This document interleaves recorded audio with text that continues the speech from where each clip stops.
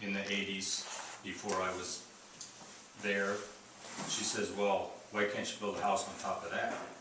I said, well, it cost me a whole lot more money to tear down the garage, build it up to the point to support a house above it, than it would be to build a house on a piece of land that is there. She said, well, you know, the county is looking at, in the future, a 120-foot setback. You have a lot of land behind your garage.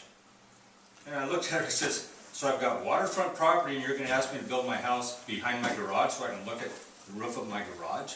That's pretty good use of my land. But yet I can look across the lake with people that have high bank land, which I happen to have low bank land, and they can build within 20 feet of the water because they got a steep bank. I'm sorry, that's just a crock to me. If they can build within 20 feet of the water because they've got a rock behind them, I should be able to build 20 feet from water because I can control that water behind me better than they can. Yeah, and that's a good story to illustrate what I was describing as the negotiation that goes on between you, the landowner, and I brought home a pile of papers like this, and for every piece of paper that you fill out, there's thousands of dollars of fees. My wife and I went through looking at that. We've got $15,000 worth of fees just to have the property assessed and looked at to see if we can do anything with it, according to what I looked at it. The county's going to do a site visit? They're asking us to. They gave us JARPA and SEPA and all this other stuff, and the SEPA was $18,000. Is county staff going to come out and do a site visit? We haven't gotten that far. She sent me all this paperwork home, and I'm looking at it going, I can't afford to do anything with it. The fees are outlandish. And I guess I'd like to know, where's that money going? I mean, the county doesn't have any money, but yet, if I'm going to spend $10,000 in minimum of fees before I can even break a piece of ground, where's that money going?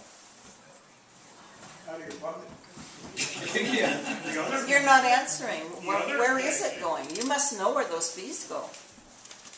I do know. Where do they go? They support precisely the service being provided. Well, why are the fees? It costs $10,000 for someone to come out and look at his land? The fees he is paying support what is called the Permit Assistance Center, which is the counter at which I believe you were having these conversations with staff. Why are the fees in Thurston County are they so much higher than the surrounding counties? They actually are not. They are not? They're quite comparable.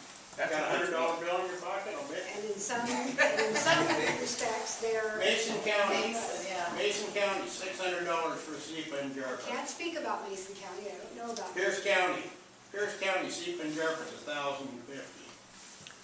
Put down Thurston County, $3,860. Why? To support the people at the counter, she just got done saying. All of that goes to support that counter? Thurston County. How much does it cost to run that? Mason County, 3 months, same permit. Did you have a question over there?